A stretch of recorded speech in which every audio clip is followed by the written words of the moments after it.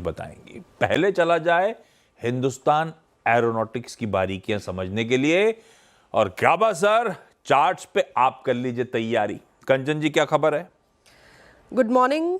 Indian air force से करीबन 26,000 करोड़ का ऑर्डर मिला है, जो कि है Su-30 MKI विमान के लिए, जो कि ऑर्डर है 240 एरो इंजन खरीदने का। 1 साल के बाद एरो इंजन का सप्लाई शुरू करेगी कंपनी, और 8 साल में HAL को ऑर्डर कंप्लीट करना होगा।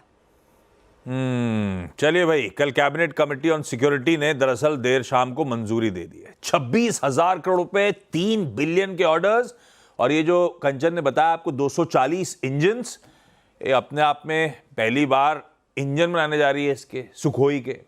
प्लस डिलीवरी टाइम शेड्यूल देखिए, 1 साल से डिलीवरी शुरू होगी 8 साल तक के लिए, यानी कि अगले साल ऑनवर्ड्स इससे रेवेन्यूज आने शुरू हो जाएंगे। पर डिफेंस लॉन्ग जेस्टेशन 8 साल तक ये पूरा ऑर्डर कंप्लीट हो रहा होगा। जब तक गाबा सर चार्ट देख रहे हैं, गौरांग सर, अब समझ नहीं आता है, एक सरकारी, एक डिफेंस कंपनी, हिस्टोरिकल क्या पीए होते थे, आज क्या मिल रहे हैं 40-45 के।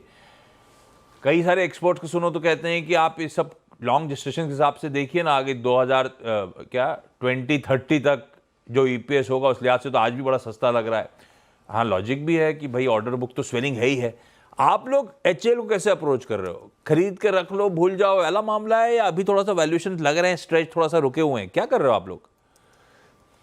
ये मौके की पहचान हमने तब की थी जब आईपीओ पर हमने निवेश लायक रणनीति बनाई थी और आईपीओ नोट द्वारा निवेश की राजनीति थी। और आईपीओ का स्तर हमें सबको पता है, वहां पर जाने की अभी तो जरूरत नहीं है। लेकिन ये जो ऑर्डर की चर्चा अभी आपके सहयोगी कर रहे थे, मैं यही बात को लेकर के रक्षा क्षेत्र पर बहुत ही सकारात्मक सा रुझान लेकर के चल रहा हूं। और ये तो मात्र एक शुरुआत है आशीष भाई। ये जो Su-30 MK1 मार्क 1 जिसे हम कहते हैं, इसकी आधुनिकीकरण की बहुत आवश्यकता थी, बिकॉज ये लड़ाकू विमान हमने रशिया से कई सालों पहले खरीदे थे, और जो तकनीक वहां पर उस समय पर थी और आज के तारीख में जो जरूरत है, उसमें जमीन आसमान का अंतर है। और जिस प्रकार से रक्षा मंत्री के तरफ से भी विदेश यात्रा हो रही है और ज्यादा प्रयास हो रहा है कि हम भारत में बने लड़ाकू विमान के इंजन्स की उत्पादन करें और टेक्नोलॉजी अपग्रेड करें। सिर्फ हिंदुस्तान एरोनॉटिक्स ही नहीं, हमें ऐसा लग रहा है कि जो भी सक्षम और मजबूत कंपनी है, आशीष भाई, ये मैं कोई सीधे सीधे राय नहीं दे रहा, खाली उन कंपनियों के बारे में हम बता रहे हैं जो सक्षम और मजबूत है। Hindustan Aeronautics, Mazagon Docks, Cochin Shipyard, Garden Reach Ship Builders, BEML, BEL और बाकी कुछ निजी क्षेत्र की कंपनियां हैं जो रक्षा क्षेत्र से बहुत ही करीब से और गहराई से जुड़े हुए हैं। ये सब की ऑर्डर बुक 3-6 महीने, साल भर नहीं, आने वाले 3-5 साल और उससे ज्यादा स्थानीय मार्केट में से तो आपको आते हुए दिखेगा, लेकिन एक बहुत बड़ी अपॉर्चुनिटी एक्सपोर्ट के मार्केट में उभर रही है और उभर करके और आएगी। ये नहीं भूलना चाहिए कि ये सब स्टॉक्स पिछले साल, 1.5 साल, 2 साल में 100, 150, 200, 300% चले हैं। 30-40% का करेक्शन भी आता है तो कौन सी बड़ी बात है? मेरे ख्याल से किसी को शिकायत नहीं करना चाहिए, बशर्ते कि आपका नजरिया लंबी अवधि का हो। लंबी अवधि के नजरिए से कोई घबराने की जरूरत नहीं है। करेक्टिव मूव्स आते भी हैं इस तरह के पेडिग्री के स्टॉक्स में। तो गाबा सर और मैं नाराज हैं इस स्टॉक से। क्यों? गाबा सर को प्रॉमिस किया था कि, गाबा सर कौन सा था वो, LC लाइट कॉम्बैट एयरक्राफ्ट था या कुछ और था जो मैनेजमेंट ऑन एयर थे? मुझे पता नहीं। हम लोग KYC कर रहे थे, गाबा सर गेस्ट थे। गाबा सर ने बोला, परमिशन मांगी कि मैं आपका ये उड़ाना चाहता हूँ। MD साहब बोले आया, why you are most welcome. उसके बाद MD साहब पलट के नहीं आए, गाबा सर उड़ा ही नहीं पाए। गाबा सर कौन सा जहाज था वो? मुझे जहाज पता नहीं था, लेकिन वो फाइटर एयरक्राफ्ट था। हम बोला हम तो आपके पास लाइसेंस है क्या फाइटर एयरक्राफ्ट उड़ाने का? देखो, मैं एक बात बता दूं, मैं एक ट्रेंड ग्लाइडर पायलट हूँ, ट्रेंड है एब्सोल्युटली। वो ग्लाइडर तो मतलब वो जो पहाड़ से दौड़ते छोड़ देते हैं तो उड़ता रहता है, वो होता है ग्लाइडर ना? ग्लाइडर में पावर नहीं होता, एक बैटरी नहीं होती। अगर वो मैं चला सकता हूँ, उड़ा सकता हूँ, तो पावर तो डेफिनेट चला सकता हूँ, और मैंने चलाया भी है। सेस्ना पर वो गाबा सर, अरे सुनो तो आप, वो ग्लाइडर कौन सा होता है? वो जो पहाड़ पे भागते आते हैं, पहाड़ से कूद जाते हैं, नहीं, वो वाला होता है क्या? वो मैंने हिंदुस्तान में शुरू किया था 82 में। वो मैंने शुरू किया था, हिंदुस्तान पायनियर था। लेकिन ग्लाइडर होता है जो फिक्स विंग एयरक्राफ्ट होता है, जिसमें एक 1.5 वोल्ट का बैटरी भी नहीं होता। रियल एयरमैनशिप वहां आती है। जलवे हैं। अच्छा, स्टॉक पे नजरिया क्या है? अच्छा स्टॉक, HAL स्टॉक ट्रेड कर रहा है करीब 4682 पर। इसका स्ट्रक्चर देखा जाए तो ये पॉजिटिव है, इसमें करेक्शन आया है, ये टाइम वाइज करेक्शन है क्योंकि बहुत दौड़ चुका है। स्ट्रॉन्ग सपोर्ट जोन करीब 4400 4480 जो रीसेंट लो दिखा है, इसमें जब भी कोई डिप मिलती है बाइंग मौका है, 1-2 दिन के हिसाब से नहीं लेना चाहिए। अगर आपको सेफ्टी चाहिए, सेफ तो है ही स्टॉक है, 5 तारीख के बाद ट्रेडिंग पॉइंट ऑफ व्यू ले सकते हैं 5 तारीख के ऊपर, लेकिन ये मेरे ख्याल से buy on dip stock and buy and hold stock है। ट्रेडिंग को छोड़ दीजिए, अब वो मौका चला गया, लेकिन ये buy and hold stock HL। ऐसा लगा था कि बीच में वो अच्छा, गौरांग सर भी ये कहा है करेक्शन से घबराने का नहीं है, गावा सर भी कह रहे हैं गिरे तो बाय ऑन होल्ड वाला स्टॉक है लंबी अवधि के लिए आज से, उसी तरह से ट्रीट करिए स्टॉक को भाई साहब। अच्छा, 1-2 दिन से लास्ट ट्रेड के सुबह सुबह अपडेट नहीं आ रहे थे, लगा चलो मामला ठंडा पड़ गया है, पर कल शाम को फिर अपडेट आ गया है। मेडी असिस्ट हेल्थ केयर सर्विसेज आज शायद एक लार्ज ट्रेड हो, ऐसा CNBC आवाज की एक्सक्लूसिव कहती है। कंचन, डिटेल्स क्या है? तो बड़ी ब्लॉक डील तो संभव है। बेसमेर इंडिया अपनी हिस्सेदारी बेच सकती है। जो साइज है इसका वो है करीबन 541 करोड़ का। फ्लोर प्राइस इसमें होगा 570 रुपए प्रति शेयर और मौजूदा भाव से ये करीबन 7.7% डिस्काउंट पे है। प्रमोटर है दरअसल बेसमेर इंडिया कैपिटल होल्डिंग्स, तो अच्छा खासा चंक बिकने आ रहा है, शायद 95 लाख शेयर्स के आसपास, और फ्लोर प्राइस अप टू 0.8% का डिस्काउंट कल की क्लोज से। वैसे स्टॉक बीच में हरकत में था क्योंकि आपको याद होगा पैरामाउंट का एक्विजिशन करा हुआ था, अब अचानक प्रोमोटर्स माल छोड़ रहे हैं। गौरांग सर, जियोजीत को मौका मिलता तो पार्टिसिपेट करता है, प्रोमोटर जो माल छोड़ रहे हैं आप खरीद लेते क्या? देखिए, अगर कंपनी सक्षम और मजबूत है आशीष भाई, तो मेरे ख्याल से किसी भी प्रकार की हिचकिचाहट या फिर संकोच नहीं होना चाहिए। ये निर्भर करता है कि आप इस क्षेत्र पर और इस क्षेत्र से जुड़ी हुई कंपनियों पर क्या नजरिया रखते हैं और आपके पास समय सीमा कितनी है। तो ऐसे तो मुझे याद नहीं है मेडी असिस्ट पर हमने कोई कवरेज की थी या नहीं, लेकिन हाँ, उभरता हुआ क्षेत्र है और हमें लग रहा है कि मौके वो बहुत सारे हो सकते हैं। तो अगर आपको लगता है कि मैनेजमेंट किसी वजह से माल बेच रही है और आपको मौका दिखता है, तो आपको मेरे ख्याल से भागीदारी बिल्कुल होनी चाहिए यहाँ पर।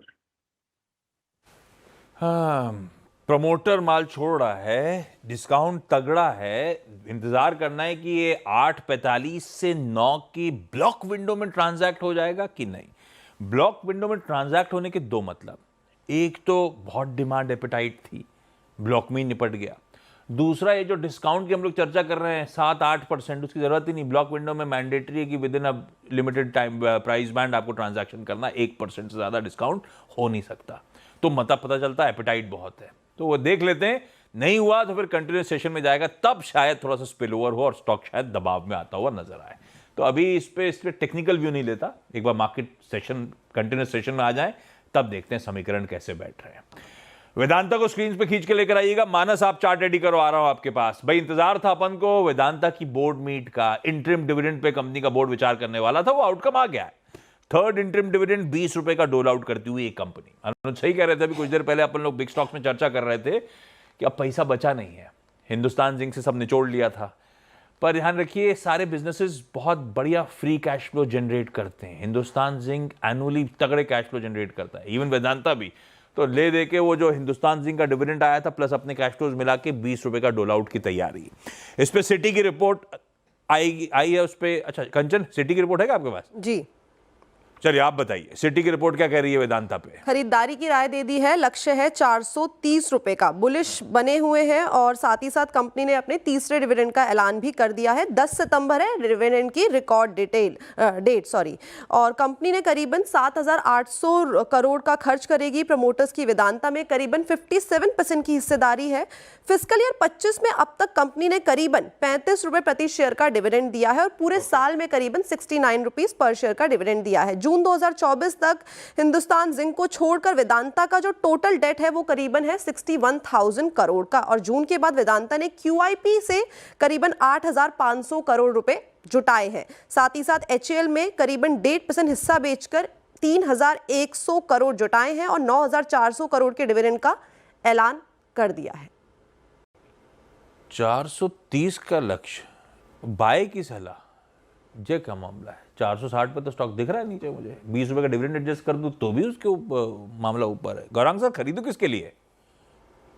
निश्चिंत होकर के खरीदारी की सलाह। नहीं, ये सिटी कह रहा है कि खरीद लो, 430 का टारगेट है, 465 पे स्टॉक खड़ा है, 20 रुपए का डिविडेंड एडजस्ट कर दूं तो भी ऊपर ही है। भाई गौरव, आपका टारगेट क्या है? नहीं नहीं, गौरव की बुद्धिमत्ता को तो मैं साष्टांग प्रणाम करता हूं, इसमें कोई दो राय नहीं है। ये तब जागते हैं जब सब कोई जाग करके बहुत दोपहर सांझ हो जाती है, तब इनकी मेरे ख्याल से सुप्रभात होती है। लेकिन उनकी बात अलग है। मैं ये मानता हूं कि ये जो कंपनी है वेदांता, ये संपूर्ण रूप से एक कुदरती भंडार का एक खजाना है। Metals, ferrous, non ferrous, crude oil, बाकी अन्य जो इनकी योजनाएं हैं, डिविडेंड पिछले साल, ये साल ही नहीं आशीष भाई, पिछले साल भी देख लीजिए, वित्तीय वर्ष 2024 में मेरे ख्याल से 3 या 4 डिविडेंड इन्हें अच्छे खासे मोटे मोटे डिविडेंड दिए थे। और जो भी योजना है उसको लेकर के हमारा तो नजरिया सकारात्मक है। काफी लंबे समय से खरीदारी की राय रही है यहाँ पर, और हमें लग रहा है कि ये शायद अगर कोई बड़ी अड़चन नहीं आई या कोई बड़ी रुकावट नहीं आई तो शायद ये 500 सवा 500 के पार भी जा सकता है। समय लगेगा क्योंकि ये धातु क्षेत्र से जुड़ा हुआ है, और धातु क्षेत्र पर रुझान जो है वो अंतर्राष्ट्रीय खबरें और चाइना से आती हुई खबरों का ज्यादा असर होता है। समझ में नहीं आया काबा सर, ये कुदरती भंडार का एक खजाना है, क्या मतलब हुआ इसका? नेचुरल रिसोर्स होगा, मुझे वही लगता है। ये आप फीस दे रहे हो ना गौरांग सर को? हाँ, बिल्कुल सही कह रहे हो बिल्कुल, साष्टांग प्रणाम। टक। अच्छा मानस, चार्ट्स पे वेदांता कैसा? नेचुरल रिसोर्स ट्रेडिंग के तौर पे थोड़ा इंतजार करिए, क्योंकि 470 रुपए के ऊपर स्टॉक सस्टेन नहीं कर रहा है। तो जब 470-75 की रेंज ब्रीच होगी, ट्रेडिंग के तौर पे तभी खरीदारी करेंगे 460 के स्टॉप लॉस से, और फिर टारगेट आप 500 रुपए के सेट कर सकते हैं। लेकिन निवेश के तौर पे तो चार्ट्स काफी बेहतरीन लग रहे हैं। वीकली चार्ट पे कंसोलिडेशन हो रहा है, और ये कंसोलिडेशन 20 वीक मूविंग एवरेज के ऊपर हो रहा है। मेरा समझना है कि शायद थोड़े कंसोलिडेशन, थोड़े करेक्शन के बाद जब भी हमें 500 रुपए के ऊपर का ब्रेकआउट देखने को मिलेगा, तो ये स्टॉक तैयार हो जाएगा 630 के टारगेट को सेट करने के लिए। तो मेरे हिसाब से इन्वेस्टमेंट के लिए तो बिल्कुल बने रहना चाहिए। डिप पे खरीदारी करें, 390 रुपए का स्टॉप लॉस पोजिशनल और इन्वेस्टमेंट के तौर पे आपको लगाना है। आईसीआईसीआई बैंक रडार पे है भाई, कल ही रडार पे आया था। मेरे ख्याल से वो दोपहर 11:30 बजे कांग्रेस की प्रेस कॉन्फ्रेंस के बाद। ठीक है, वैसे उस खबर पे ज़्यादा रिएक्ट किया नहीं था स्टॉक ने, और उसके बाद शाम को आईसीआईसीआई बैंक की तरफ से उन एलिगेशंस पे क्लैरिफिकेशन भी आता हुआ। बहेती साहब, आईसीआईसीआई बैंक के चार्ट रेडी रखिएगा, आता हूं आपके पास। कंचन जी, क्या क्लैरिफिकेशंस आए? तो बेसिकली उन्होंने बोला कि कंपनी ने कोई भी सैलरी पे आउट नहीं किया है, कोई भी ईएसओपी पे नहीं की है, और जो उनका रिटायरमेंट है वो हो गया था 31 अक्टूबर 2013 को। उसके बाद कोई भी चीज़ वहाँ से ट्रांसफ़र नहीं की गई है। ये इवनिंग में आईसीआईसीआई बैंक की कांग्रेस के आरोपों पर क्लैरिफिकेशन आ गई थी। हाँ, खैर बाजार को दिन में समझ में आ गया था मामला क्या है। ईसॉप्स की वेस्टिंग डेट लंबी रहती है, वही एडजस्ट हो रहा था। कोई एडिशनल तनख्वाह अंखा नहीं की गई थी उनके छोड़ने के बाद से, ऐसा कुछ भी नहीं हुआ था। ये क्लैरिफिकेशन आईसीआईसीआई बैंक का आता हुआ। बहेती साहब के पास जाऊं उससे पहले, वो जो मेडी असिस्ट में 95 लाख शेयरों का सौदा होना था भाई साहब, खप गया। ऐसी डिमांड एपेटाइट है, अभी गौरांग सर मेंशन कर ही रहे थे। आज सुबह सीधा सौदा में मैंने लाल में रखा था, ये कहते हुए कि लार्ज विंडो में हो गया तो छोड़ देंगे। हो गया ब्लॉक विंडो में ट्रांजैक्ट, लाल नहीं है ये स्टॉक। ये स्टॉक कल भी चला हुआ था, आज भी शायद हरकत में रहे। इस तरह के एपेटाइट है भाई इसके लिए। खैर बहेती साहब, आईसीआईसीआई बैंक। जी आशीष जी, चार्ट स्ट्रक्चर काफी अच्छा बना हुआ है और थोड़ा सा कंसोलिडेट कर रहा है ऊपर के लेवल पे आके, बट हमें लग रहा है कि अच्छी बाइंग अपॉर्चुनिटी है इसमें। 1215 रुपए का एक स्टॉप लॉस लगाकर इसमें खरीदारी की सलाह है। हमें लगता है इसमें 1260 तक की इमीडिएट टारगेट्स देखने मिल सकते हैं। ये रही आईसीआईसीआई बैंक की कहानी। चलिए अब बाकी के सारे इंपॉर्टेंट स्टॉक्स इन न्यूज। कंचन, कौन कौन से?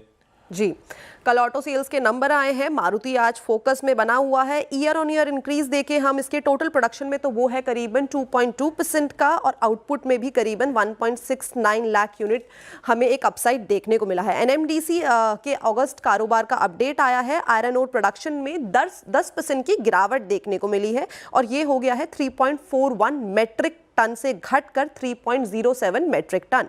अडानी पावर फोकस में बना हुआ है रिफंड क्लेम पर हिमाचल सरकार को नोटिस और कंपनी के 280 करोड़ रिफंड दावे पर भी जवाब की मांग की है।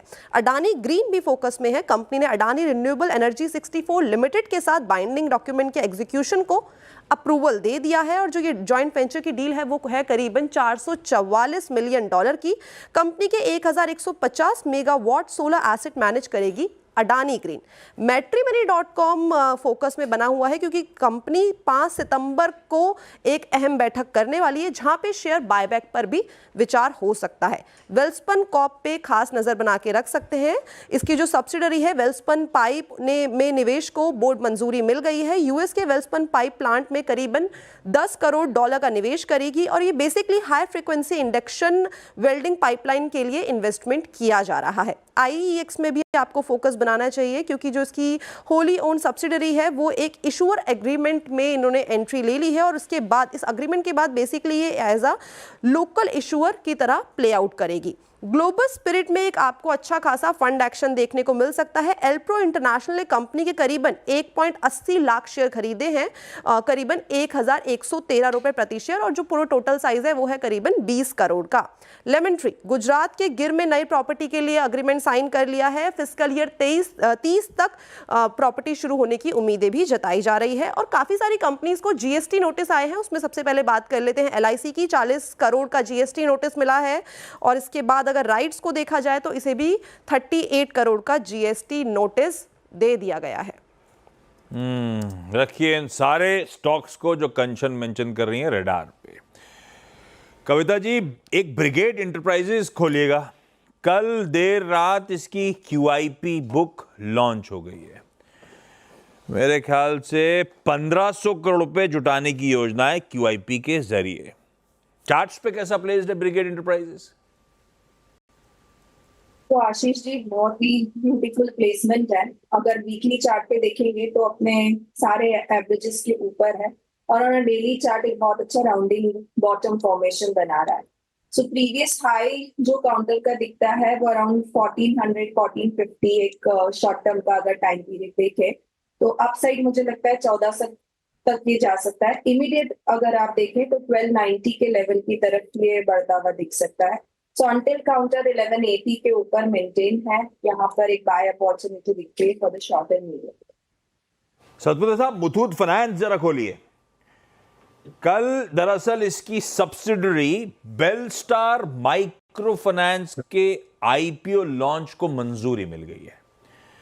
बेलस्टार माइक्रो फाइनेंस IPO के जरिए 1000 करोड़ रुपए फ्रेश इशुएंस और 300 करोड़ रुपए ऑफर फॉर सेल के जरिए जुटाने की तैयारी कर रहा है। तो Muthoot finance but obvious radar पे। चार्ट्स पे प्लेस कैसा, खरीदूं नहीं खरीदूं सतपुत्र साहब? आशीष जी, एक बेहतरीन चार्ट है। अगर आप इसे डेली चार्ट भी देखें तो एक ब्रेकआउट दिया था करीबन 5 दिन पहले और 5 दिनों से ये कंसोलिडेट हो रहा है। तो ये एक अच्छी बात है कि ब्रेकआउट एंड कंसोलिडेशन।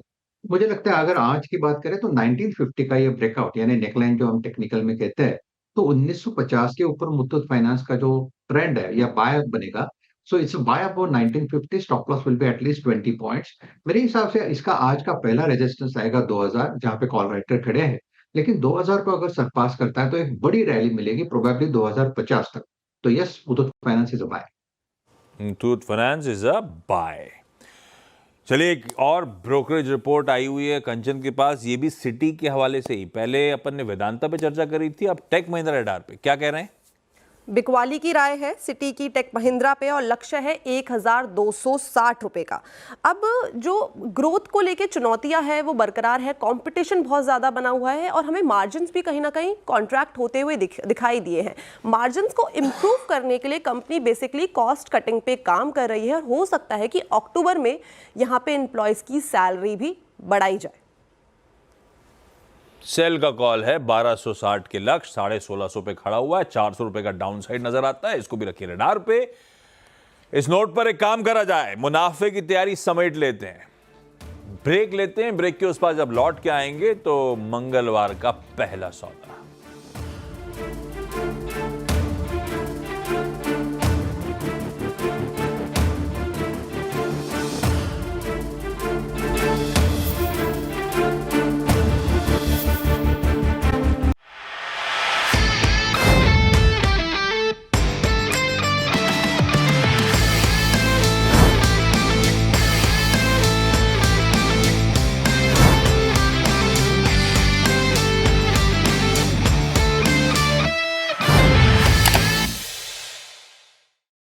बता दें कि मनी कंट्रोल पर दिए गए विचार एक्सपर्ट्स के अपने निजी विचार होते हैं।